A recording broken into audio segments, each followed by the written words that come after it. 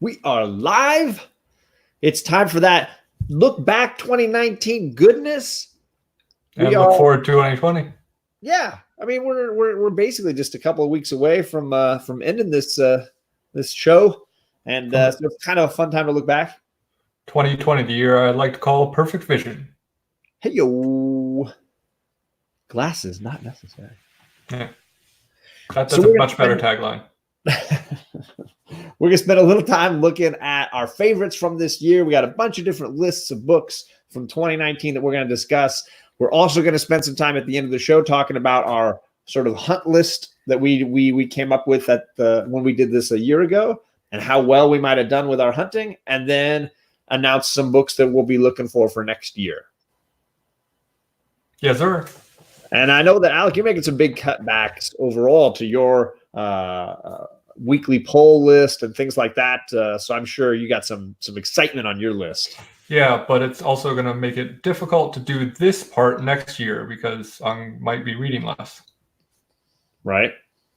Yes, the beard is back. We said a little rest in peace to the mustache on tonight's greatest comic book show ever on the Comic Core. So if you want to look at great mustaches through history, please check out the show tonight, and you'll see some of that goodness. Let's see here. He says, Biggie Sack says, I think he had a good year. And the whale did very well. I want to jump into the chat and say hello to some people, because we don't do that on the Wednesday show on the Comic Core, but we definitely do it over here. Dr. Vankman says, I wish I could watch. It's past my bedtime. It's been a really long day. Brother, I am with you. Everybody's working for the weekend here, brother. If by the weekend you mean Wednesday night. Or there's that. But catch it on the replay. Sharon's in the chat. She's spreading that good cheer, sending funny memes to me every day. Love you, girl. Immortal Biggie Shack is in the chat. Perry's in the chat. He says he's going to drop his 2019 picks video, and he'll use this to help him make his choices. Yeah, I mean, I think most people don't think the books you read are the books that we read. Hey, you never know. Could be wrong. Comics on the Mind. Kirk is in the chat. Good evening to you, sir. Randy Rasnake is in the chat. Hello. Old Wolf, my buddy Tony, is in the chat. Thank you for coming by, sir.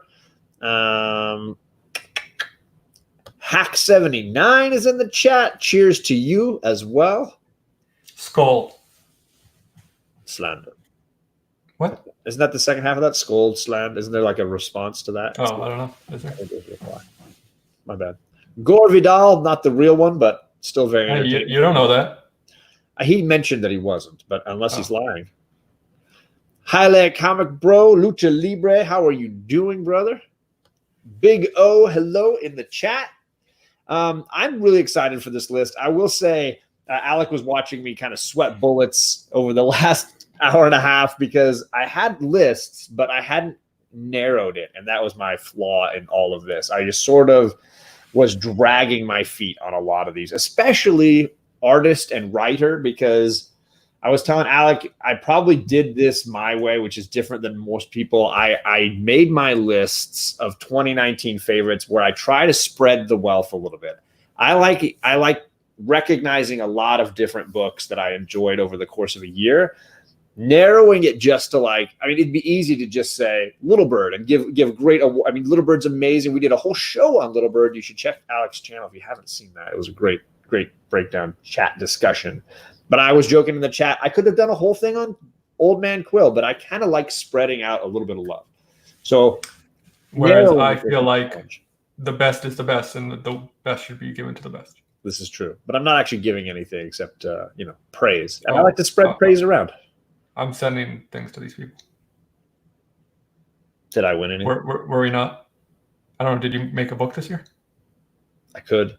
I got time, right? 2 weeks. Well, but the award show is tonight. Bake the Snake. How you doing, brother? Good to see you in the chat. So I kind of want to start off with cover of the year, but that's with me. So I've been saying what mine was pretty much all year. No surprise. It was I don't buy a lot of these kind of variants, and there's my girl. For me, this cover epitomizes this run for me, the sort of abstract beauty of what Donnie Cates was doing here. I just think I really dig it. And of course, Tradmore's art on top of all of that. It's an exceptional story, and got to give me some love to that sweet, sweet Silver Surfer Black. So that is my cover of the year. Boom. It's a great one. And a favorite artist of mine, as you know. Yes, I know you're a big Marcos Martin. Is that how you say it? Martin, maybe? Maybe. And I see you've got yours here to share. Yeah, so the reason I'm screen sharing mine is because I have not gotten this. But this is Usagi Yojimbo number 6, the Jeff Darrow retailer incentive variant.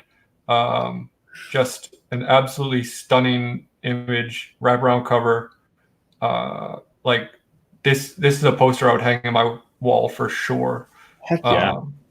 And just really eye-catching. And when maybe it's because this is so recent that it stuck out in my head, but I don't know. This immediately came to mind. Say the artist again. Who did this one? It's not Stan. Jeff Darrow. Jeff Darrow. I don't know that I even could recognize him from any. Is he do anything else, or just a cover guy? No, he did. I believe Shaolin Cowboy. Okay, I've at least heard of that one. I'm pretty sure. If I'm not mixing up my people. That is a phenomenal piece of art for sure. Yeah, really impressive. It's a ratio. Yeah, the ratio. Okay. And it immediately was very expensive the week it came out, and it's not dropped at all. So, but because issue 6 of Usagi, what was that? Right about Baltimore, when we were in Baltimore. Yeah, issue 7 just came out, so probably about a month ago. Oh, okay, maybe a little after. All right. Yeah. No, it's gorgeous. Yeah, but you know what? Shout out to JP Budget Collecting. He's always talking about patience, and especially when it goes for hot covers and things like that. Because a little bit later, I already bought a book that was going to be one of the 12 that we'll talk about at the end of the show. And it was because of patience, though. I've waited a long time to get this book, and it was like super high, then super low. And it's like, I think there's a little bit of patience maybe, and maybe that book will be yours before you know it. Yeah, the thing about ratio variants, though, is that it's really hit or miss, because sometimes they peak early and then drop, and other times they just keep going and going and going higher because they're like so underordered. Right. Bubs Comics, thank you for coming by, brother. As with most people. It's all right. We understand. I totally understand. Bub, you're an awesome, awesome guy. Let's see. I did cover. Do you have one that you want to do next? Let's do single issue. Single issue. Go ahead. What do you got? My pick for single issue of the year was House of X number 4, issue where, spoiler alert, I think it's safe to spoil it a little bit, right? Yes, absolutely. It's been long enough for sure. Where everybody dies. And it was a powerful issue. I remember reading it and being blown away. It was like the most exciting episode of a TV show ever. It was just like, I don't know. It kept me turning the page and made me want to read the next issue immediately.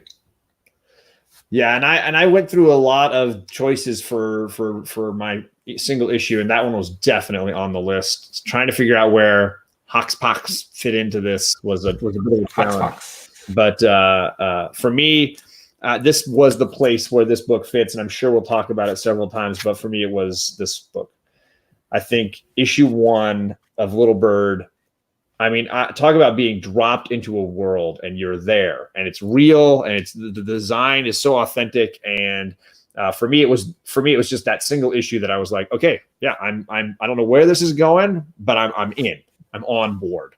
And and they did admittedly sort of keep upping the ante issue to issue, but it was just like such a fun experience. The first time I read issue 1, just was like crazy.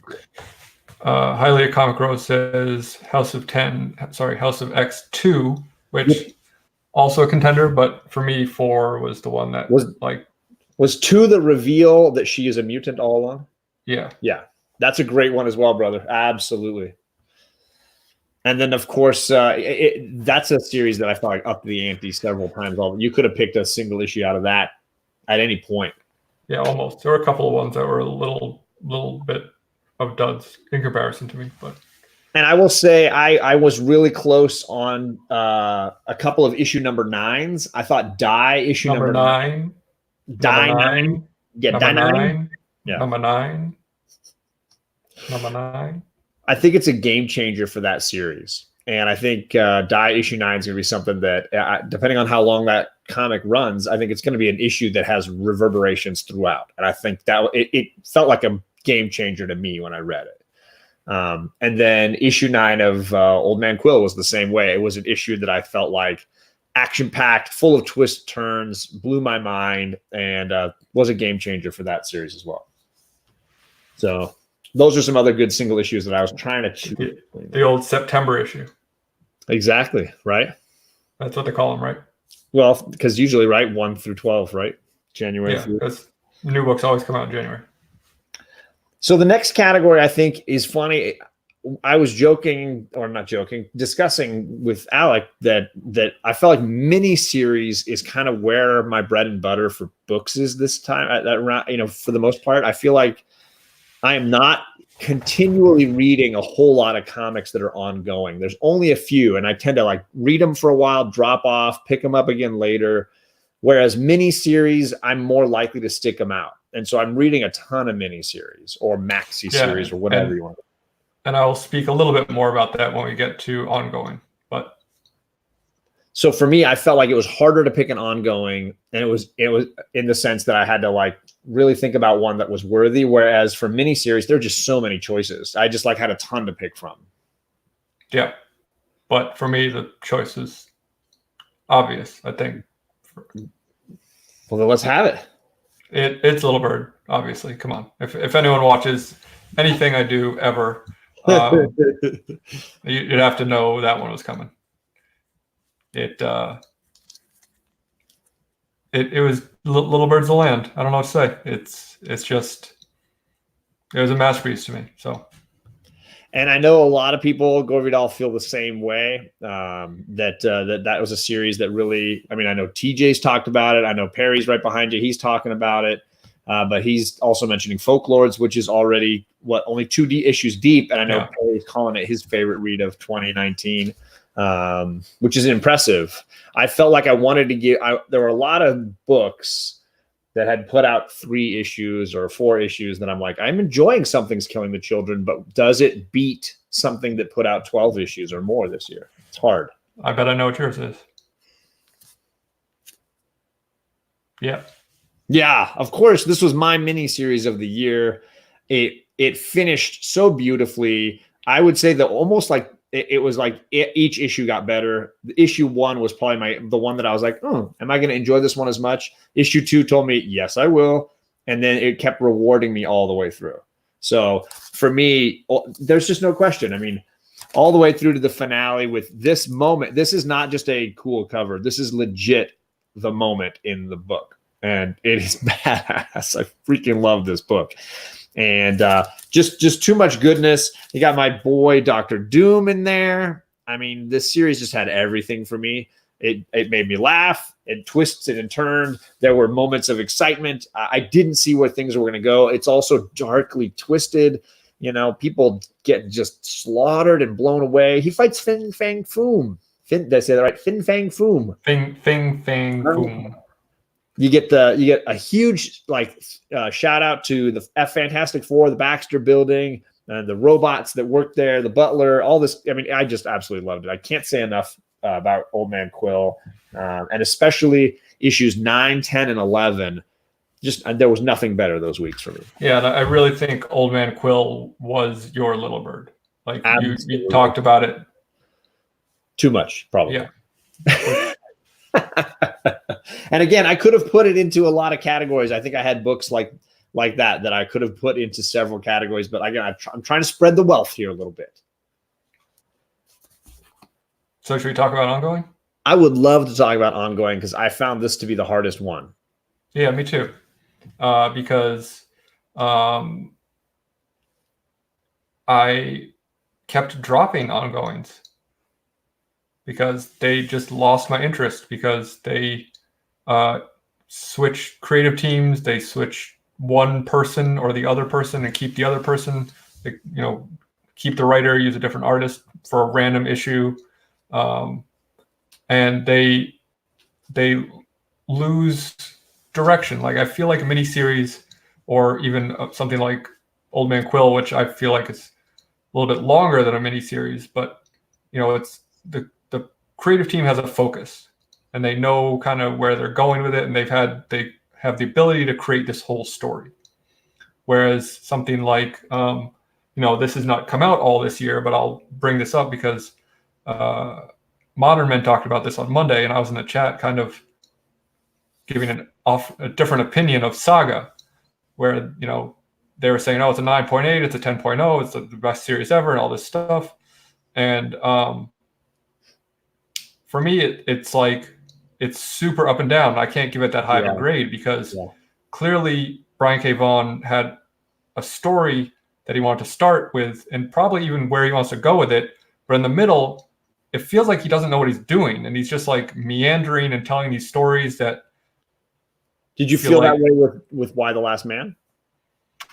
There are certainly parts of Why the Last Man that I feel like are that you could have cut out 10 issues that easily, and it'd still be as strong of a story.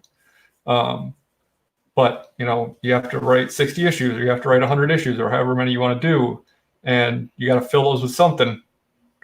And it's hard. Do you think it's easier now when artist teams can take a break from an indie and say, you know what, we're gonna be gone for a few months or a year and then come back? Whereas sure, I mean they can, but like unless you're buying K. Vaughan on Saga, can you really do that and retain your readership? Like Marvel and DC wouldn't stand for that. Image, no, not at all. They will let you do it because you own the book. But if Little Bird did that, if they wrote 12 issues and then came back for 12 more a year later, would anyone but me come back for it? Because it's not Saga. It's not the greatest graphic novel of all time. Sorry, Watchmen. Some favorite ongoings. I see East of West in the chat. Thank you, Haile, for shouting that one out. I have yet to read it. I've got the first trade. I think that's all I got. So yeah, it's hard for me because I find myself enjoying ongoings less and less and less. And that was exactly my feeling as well. And I struggled with a lot of ongoings that I had been reading for, a lot of issues, but that I had dropped in the last 5 months or 4 months. And it's like, okay, maybe I enjoyed 7, 8 issues, depending on how many they were doing a month. But is that the one that really is an example of the best ongoing for me? So I pretty much ended up, this was a winner by default because it was the one that has not been cut yet from my pull. It's Daredevil. Ooh. I was going to say, I just grabbed issue, was it 15 or something today? Yeah, it's just been consistent and good. I didn't even know you've been reading it. We haven't really talked about it. Yeah, because it's just it's fine.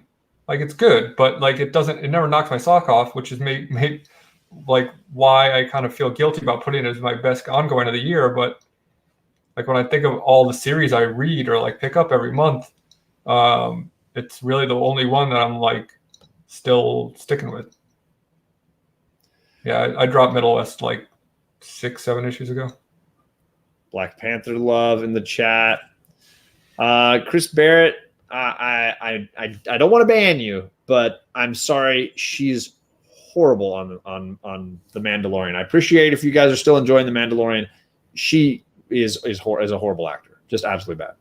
She was in half an episode. She was in all of one, and it was enough. I didn't need any more. My favorite ongoing is Punisher until it ended. Second stream. All right. For me, I'm going with one that I felt like had a couple of rocky issues, but really published 9 issues here in 2019. So I'm going to go with Die. Die is going to be the one. I felt like 9 and 10 were the issues that redeemed it. I loved issues 1 through 5. 6, 7, and 8 had hits and misses, moments I liked, moments I didn't. But for me, it's the ongoing book I'm going to be looking forward to probably the most in 2020. And it's the winner by default for me. It definitely was a contender for me, but since it took such a long hiatus, like I had to kind of fault it for that. And I mean, I think I appreciate that they did instead of just rushing out stuff that's subpar or using a different artist or anything like that. But you know, if it's not coming out every month, I kind of like disqualified it as an ongoing. Right. Let's see here. Ongoing series. Yeah. Brubaker's Criminal is that actually a? I feel like that's a miniseries because most of the time they're miniseries. But if it is an ongoing, yeah, you could count it. Maybe if it is an ongoing, then I might change my answer to that. And so 5 Years by Terry Moore. Terry Moore is like my all-time favorite creator, and I've personally found 5 Years a little convoluted. Like he tried to, if you don't know what it is, he tried to kind of take all of his series and put them into a shared universe. Oh, really? And it feels a little crowbarred in to me, but I mean, it's still great, and I still love it, and I still buy it. But and maybe this is something you and I have never really discussed, but do we feel like that it's really difficult for an ongoing series to be good anymore? Is it sort of like a dying form? I mean, you know, you talked about Immortal Hulk while we were getting ready for our last show, and you know, you said, well, I would have picked that, except I just dropped it. And so did I. Yeah. Because it just like, it lost its steam. I think ongoings, like, it's hard for a creative team to do like 24 issues of the same book and have it be good. Like, you need to get some fresh blood in there. And this was a spot where I really considered putting Immortal Hulk. And I purchased 25 issues of it, and I really enjoyed it. But I also didn't want more. I was good. 25 was enough for me. I felt like the story was exactly what I wanted. I wish they had kind of ended it personally. Yeah. Somebody's shouting out Valkyrie, and that brings us to the writer subject, because I was really torn between two Marvel champs. And it was both of the gentlemen who wrote Valkyrie. I was torn because Jason Aaron's year is kind of impressive. I mean, if you really look at all the different like Thor storylines he was weaving together, you look at his War of the Realms, which I thought was probably after Hoxpox the best event series Marvel put out. I really enjoyed War of the Realms. I didn't read all the tie-ins, but everything I did read, I really enjoyed. So Jason Aaron was a close second, but for me, the writer, I ended up giving it to Al Ewing, and I think his Immortal Hulk run is going to really hold up. I think it's amazing. I don't think anything's ever going to beat it. So the writer I picked was Al Ewing. So yes, here's a little Valkyrie love because he is one of the two writers on Valkyrie as well as the Immortal Hulk. The book you just cut. Yes, the book I just cut. Because, again, I felt like it peaked. I was good. I didn't need more. And if I want to go back and do the Marvel Unlimited, I can. Oop, TJ says, I've never understood why it's such a big deal waiting for the next issue if it means the book will be better because of a delay. Back in the day, Camelot 3000 suffered from this, but it was worth it. So there you go. I mean, from a creative standpoint, I totally agree. From a business standpoint, like Marvel doesn't want to not have a book come out every month.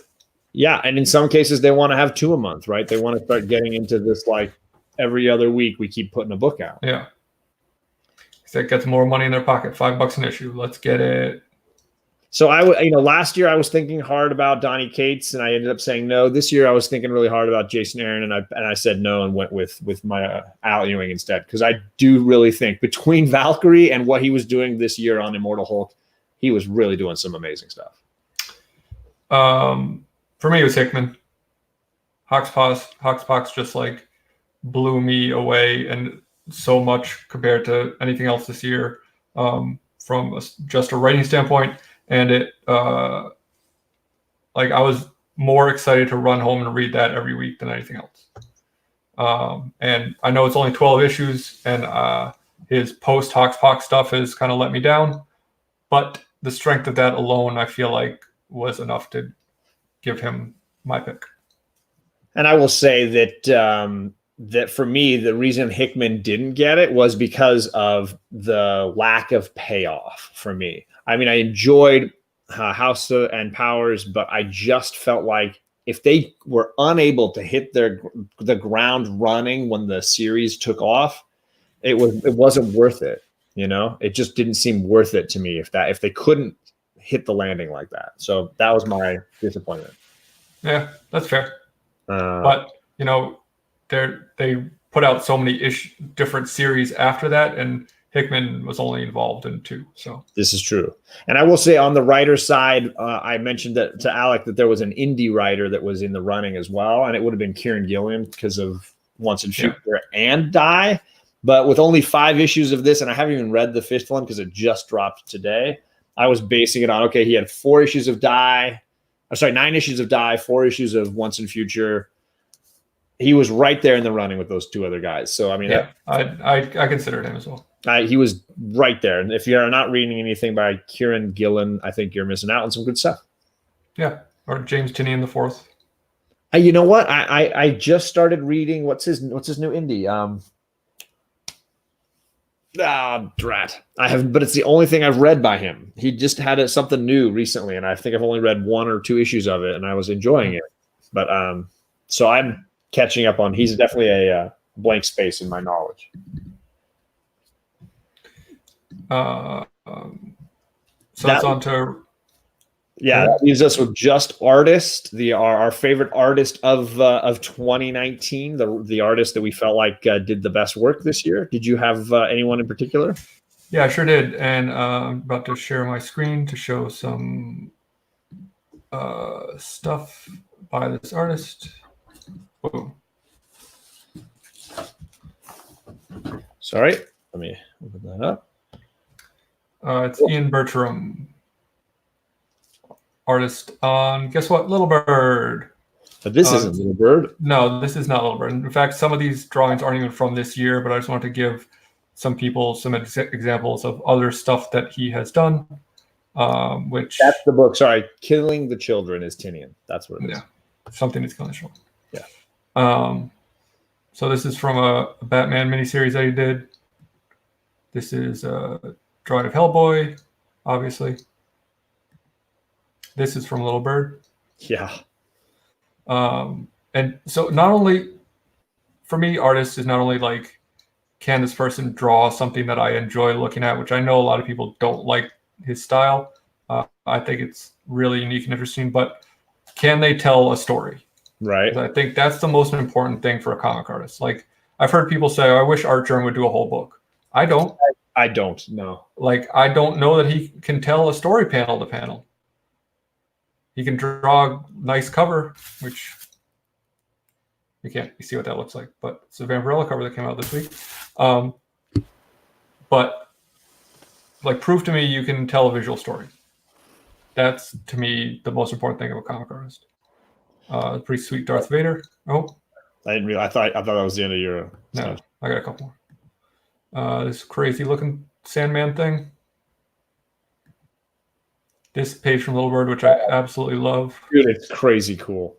Like the creativity of like the design of stuff and the shapes that he used. Like, look at the shape of this like chubby lady in the middle. Yeah, in the globe there, floating along. And the facial expressions and just it's so cool. So that's my pick. Absolutely awesome. Are you feeling all right, John? Alec has his color more in his face. Bad light. I don't know that I've adjusted my white balance recently, and I think it's still a little off. Yeah, want me to turn mine blue? Sorry. What was that? Did I get a little more? Can't find my thing. Never mind. That would have been a good joke, but I blew it. Sorry, you get it? Blew it. This one was really hard, and there were a lot of artists. I did consider Ryan Stegman, Borinquen Comics. I thought his work in Absolute Carnage was top flight, and I enjoyed Venom, although just like Immortal Hulk, I think I'm done with Venom at this point. I'm not going to probably hang around for Venom Island and whatever else. The The writing in the last issue of Absolute Carnage left a bad taste in my mouth, and I don't know that the art was enough to overcome that. So I of course went with Stephanie Hans. And page for page, panel for panel, her work on Die is incredible. And, she did great covers for The Invisible Woman. That issue #1 cover, I loved it. It was so good. My daughter even looked at it and was like, oh, and everybody wants that one, but I want this one. She, Kate was like, give me the other cover, the one that people are not talking about as much.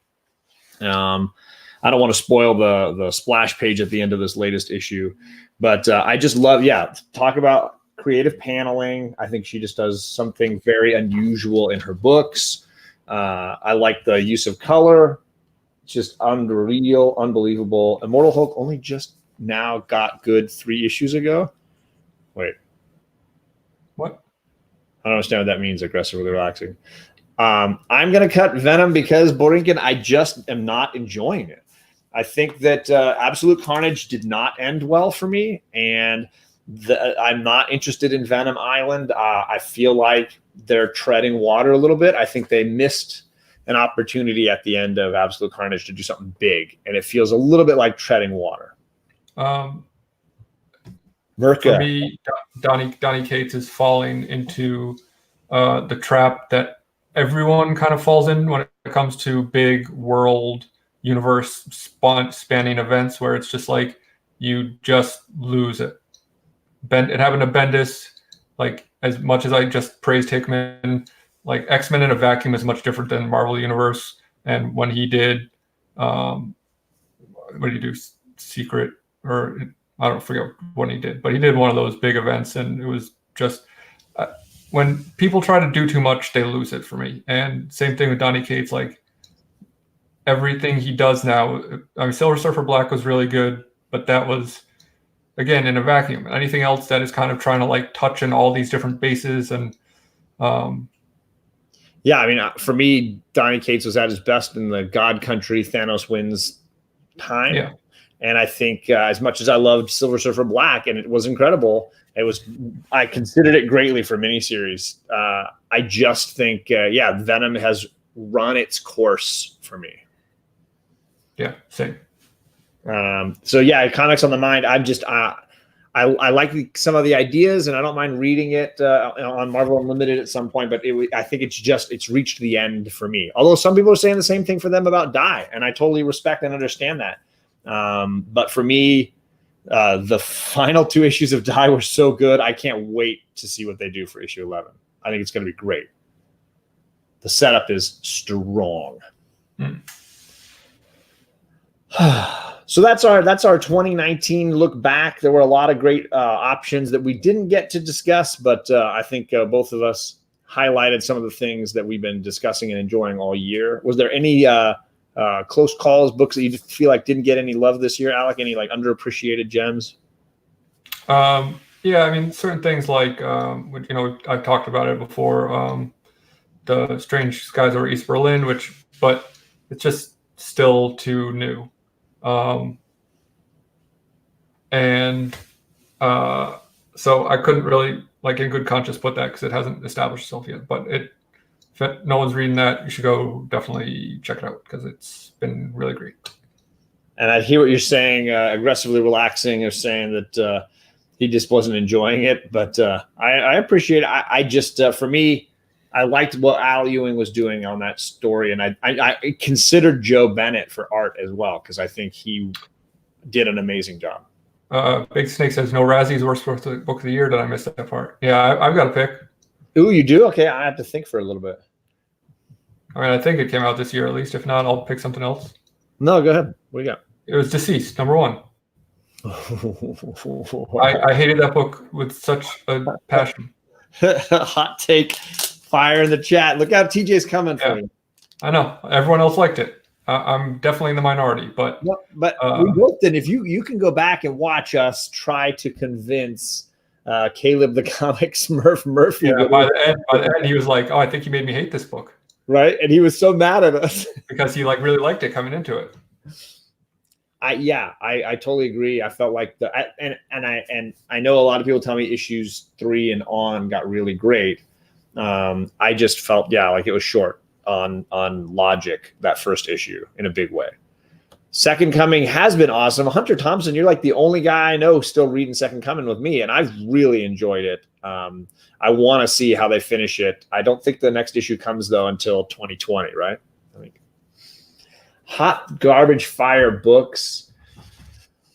Man, that Captain Marvel was this year. I'd probably throw that in the fire. It's an ongoing joke, I think, on this show that's the book. I'm usually pretty good at not buying books I'm going to hate. I'm pretty good at avoiding that stuff. Occasionally we buy it for this show to try it out. Often. I also really hated Harleen #1. As you remember that? Yeah. And that people are still really digging on that. I was hot garbage. Hey, that's fine, man.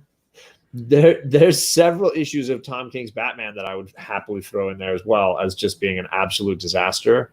I really do like Catwoman Comics on the Mind, but I don't know if you've read today's issue. I'm very frustrated that it's in the deceased category of, hey, let's have one artist do these 2 pages and one artist do these 2 pages and one other artist do these 2 pages. It's like, and there's no reason. It's not like, oh, there's a dream or we're in this city or it's daytime, nighttime. No, it's like it's like page to page. The story continues, but a totally different writer or artist. And you can tell it's not Joel Jones is too good for someone to try to imitate her. Was it like an imitation artist or was it? They were trying to do a version of her style. I can show you if you want to see. I liked Faithless as well, Comics for All People #1. Yeah, that's a great #1. And I haven't read beyond what issue 2, I think, was all I read. Oh. So Joelle Jones did the first 3 pages. She's got I'll blow this up a little bigger here. She's got a style, right? She's got the heavy ink. There's a Zatanna down here, which I was really looking forward to. Zatanna and Catwoman.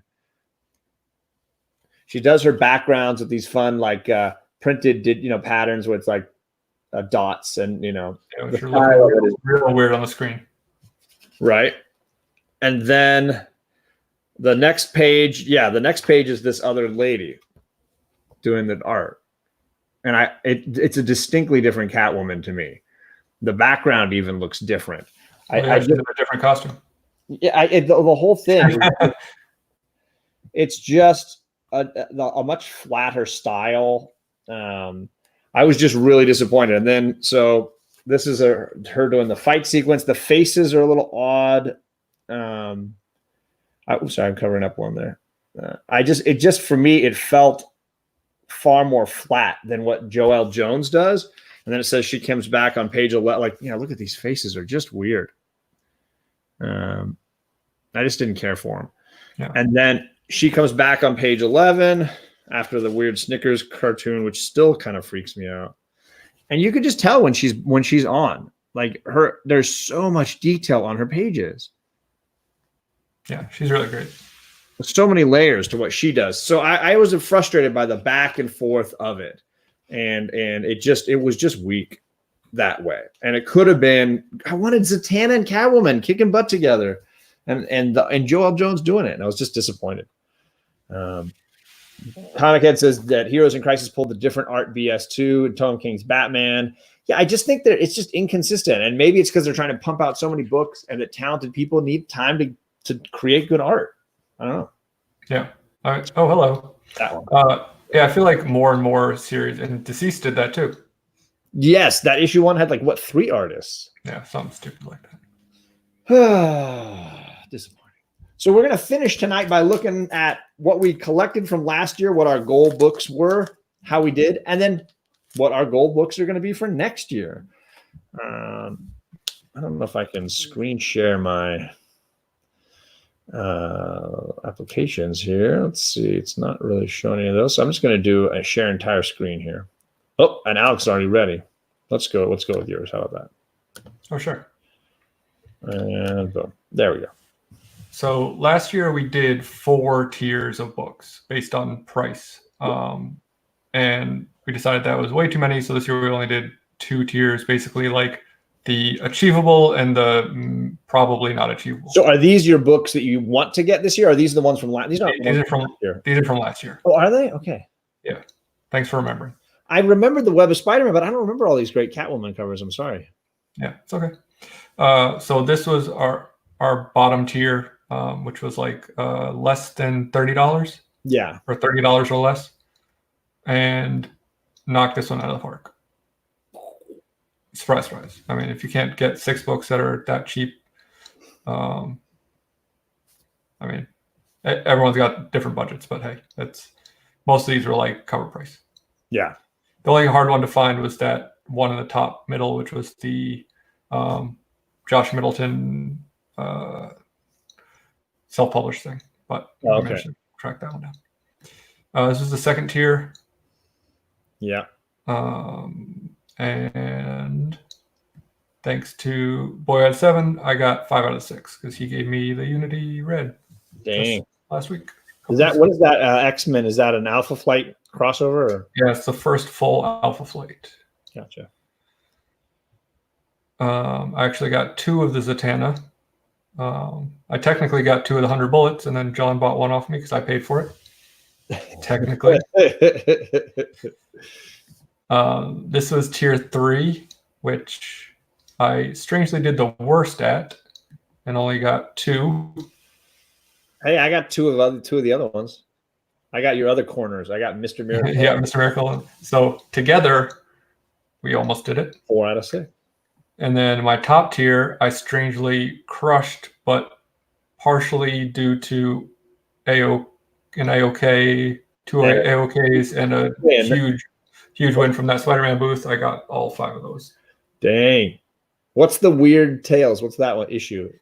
That's an LB Cole book, LB Cole pre-Clotar that I was obsessed with at the time because that's when DS and I were really talking about LB Cole a lot. And so that was really in my focus at the time. Do you want me to? Borinkin Comics, because he got the first and second appearances of X-23 and he paid $4.50 a piece. What? Yes.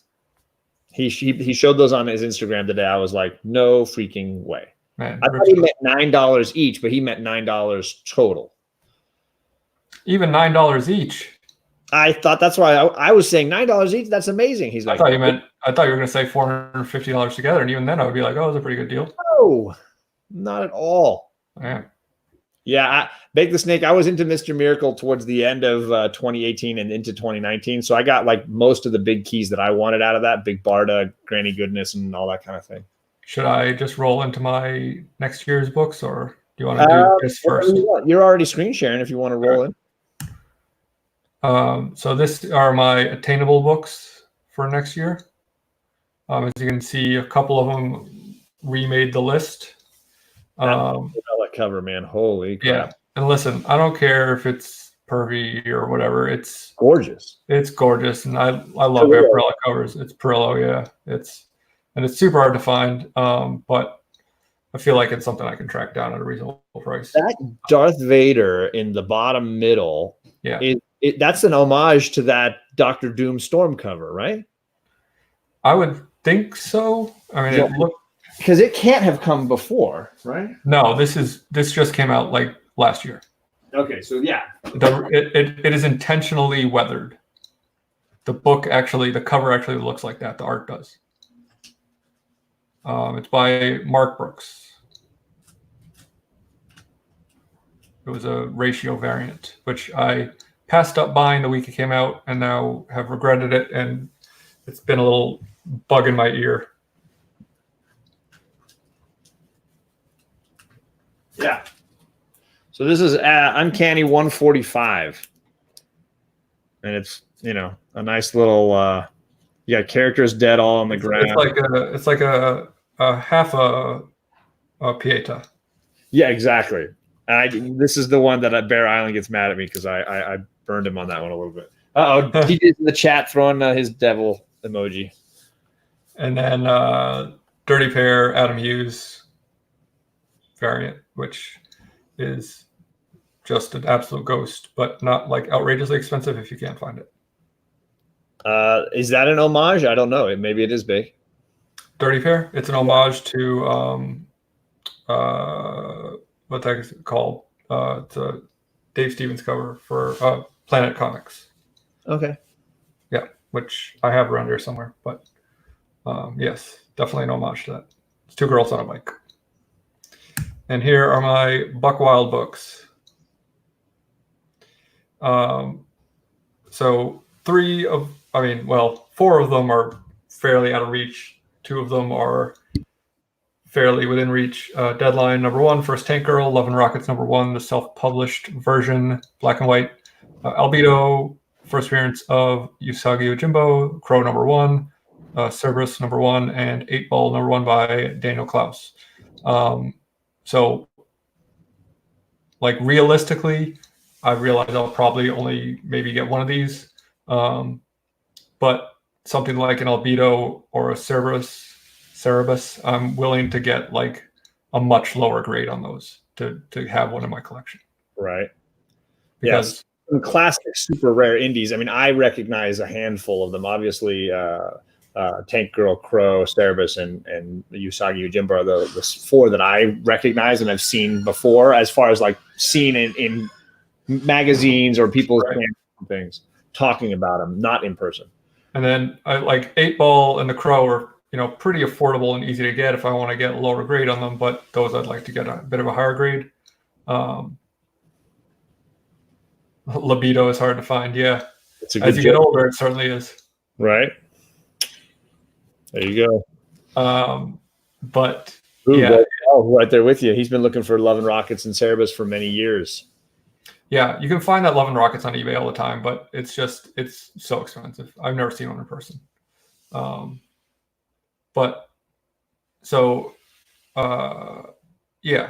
even like an Albedo or a Cerberus in a lower grade are still stupid expensive. Like Albedo in a higher grade has gotten into like the 4,000 range. What do you know what the print runs were on those? Because those are indie publishers. So what was the print run?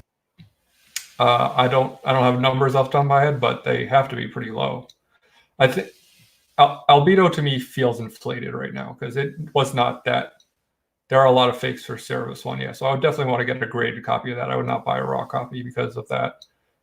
It's like notoriously, same thing with TMNT, notoriously faked for some reason. Is it maybe just because they're so rare and the print quality is probably low enough that you could just you don't need like a printing machine to do it, maybe. Right. But because I mean, even a couple of years ago, Albedo was not that expensive. Like not even close to that expensive. Well, and I know when I was looking at the history of Eric Larson's Savage Dragon character, there were some early appearances when he was just self-publishing stuff that the issues were so low in print run that those are thousands of dollars, those books. Mm-hmm. Versus the first appearance of the Savage Dragon, which was a slightly bigger publication, and you can find those for $50 if you find them somewhere. But there's still low, amount, but not anything like the Cerberus that you're talking about. So that's what I'm going to be. And so I know this is completely unrealistic, and I'll probably fail week 1 of 2020. Don't need your glasses. But I'm going to try to see how long I can go with only trying to buy these books. I mean, not counting new books. Well, sure. But every Wednesday, we're going to make him buy at least one. But even then, like, I'm going to cut way, way back because I'm just not reading as much as I used to. Sure. And I know that you were talking also about letting go of certain parts of your collection that you're not valuing the same way so that you can have funds for those kind of things. Yeah, for sure. Because like there's a lot of books in my PC that like are cool, like first appearance of Deadpool, but like, do I really care about Deadpool? Not really. Do I really read Deadpool that much? Not really. Right. But so can I flip that and put that towards, something you'll really love? Yeah. I have never heard this. The creator Cerebus supposedly has like 200 copies of issue number 1 in his own private collection. Yeah, I mean, that doesn't surprise me. I've got 200 copies of Missing Pieces number 1 in my private collection. Best storyline of the year and go. It's, he's going to say Little Bird. I'm going to say Old Man Quill, and we're both going to be right. Or wrong. Depending on who you're asking. No, I mean, I'm just saying, like, no, I know a lot of people didn't care for Little Bird. Or Old Man Quill. I think people just didn't read Little Man. Either of them. Yeah, right. All right, let me screen share my stuff from last year. And let's just entire screen this bad boy. And let's go. This was my low tier from last year. And as you can see, I did 5 out of 6 on that one. Thanks mostly to this was an A-OK item, this death of Robin from The Boy Who Had 7. Let's see, I've gotten these bottom 2 slabbed this year. So the only one I was missing was the Wolverine number 2, which, I could definitely find at some point. Mostly for me, the low tier is about finding the right grade and price combination. Yeah. So it's not that these books are hard to find or unattainable. It was like, I want to get a nice high grade copy of these. Yeah, absolutely. I mean, if you're buying a cheaper book, there's no reason to buy something that's a beat copy, because, like, why? You're not going to save that much money, and you're going to get a worse copy. Right. As far as the second tier goes, I did fairly well here as well, thanks to The Boy Who Had 7 and Alec. So The Boy Who Had 7 sold me his copy of Silver Surfer 3 as part of the mystery boxes I bought from him at the beginning of the year. And then Alec helped me hunt down an issue number 1 of Fables on eBay and get a good price for it. And turned out it was my LCS that was selling it. And I could have saved some money on shipping. Actually, I did. I figured it out at the end. And then I got an A-OK from TJ and Tony Sanders on the Sentry number 1. So those were that was an A-OK book that I got. And I bought a Thanos 13 from an auction here on eBay. And I found my Zatanna books at an LCS out in the desert near my dad's place. And I got 2 of the 16 and 17, I think, the 2 that I really wanted. Or 15 and 16, sorry, 15, 16. So I did fairly well on those lower tiers. Comics on the Mind, hit me up on Instagram. Let me know how much you want to spend on that Ronin, because my shop has a ton of copies. Oh, really? Yeah. Okay, let me load this guy. Or First Century for that. Because I have 2 copies of that, so let me know. Maybe I can give you a deal. Yeah, Borinkin, I wanted the First Century as well. I think the character is really underrated, and I really enjoyed him. And that miniseries was phenomenal. So let's screen share again here. Sorry. And I got, this was my stupid high tier. And I got none of these because these were off the charts. And even TJ, the day we showed this, was like, geez, John, reach for the moon, why don't you? Right. Which, I mean, was kind of part of the fun. But at the same time, like, I went a little more clearly down to earth because I got a few of mine. And it was really just for me highlighting characters I really, really loved. And for me, there was a Silver Surfer element, Dr. Doom, Daredevil, the X-Men, Robin, and Wolverine. So I was just highlighting that. I struck out on this tier, but I kind of knew I would. That was sort of the point. So those are my books from last year and how I did on our list. For me, I operated in the low end, as is expected. I don't get much into the high end on my tiers. No tiers. Oh, I forgot the mid range. I'm sorry, the mid high. Where is that? Let's go back to sharing again. Sorry, folks. And it was this one right here. Boom. And on this one, I struck out, except I'm in the midst of a trade for a Forever People 9 from I've Got Issues. So he's holding on to it for me, and I've got a book he wants, and we're going to probably make that trade at some point when both of us feel like separating from the book we're holding on to. But I will say this is the tier that I want to keep up, because when it comes to the books I want to get next year, 3 of the 6 books that are on my highest tier are on here. I've been looking for a Saga #1. My wife jokes that it's the book that she's shocked I have not gotten yet. Over the last 3 years, it's been the book that I've talked about the most, looked at the most, come close to buying the most. I want a 9.8. I don't want to fuss around with anything. So jokingly, she's just gone round and round with me like, you're still looking for that stupid book? How have you not bought that? You know, because it was at $100 when I first started looking, and now it's a $400 book. Yeah. So Saga is going to be on there. The Daredevil #7 is going to be on there, along with Daredevil #1. Those are books that are going to continue to be on my highest level. I just really love the character, and whether it's first appearance or first red suit, those are books that are going to mean a lot to me. And then this guy down here that I'll probably never get, the Why the Last Man #1, is probably going to be my dream indie, if you can call it Vertigo an indie. Yeah, it keeps going up too. Yeah, that's a book that it just keeps getting egregious, and I don't know that I'll ever actually get to it, but it's a book that I really want to get for sure. Stop sharing there, and we're back. Hello. So let's get to my small books, my smaller, more realistic books that I want to get this year. And I'm sorry that I did not create any fun graphics for this, but let's say hello to the chat. Do you guys know about the story about A Century in Wizard? I don't know about that, Borington. I probably read it at the time because I subscribed to Wizard for years and years and years, but I don't recall it. So when it comes to books that I want to get next year, I cheated on this portion that are the reasonable priced ones, because I got one today in the mail. And it goes to show you what JP Budget Collecting is always saying, that if you're patient and wait. So when the news of Jane Foster dropped, a lot of books were spiking. I had pretty much all of them except this one, and this one was over and over again. Everybody's like, "Oh, this is a huge book." I got this for cover price. Hey, there you go.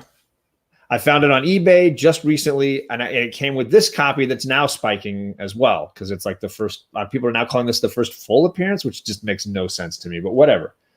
So both of these were cover price plus a little for shipping. That was it.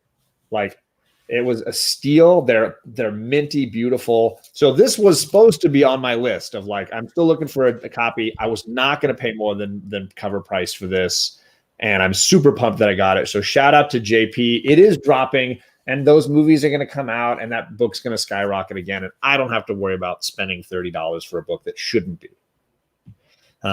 So there he is in the chat. So love you, JP. Appreciate your knowledge. Huge knowledge drop. And if you don't know JP's channel, just click on his name. Go check it out.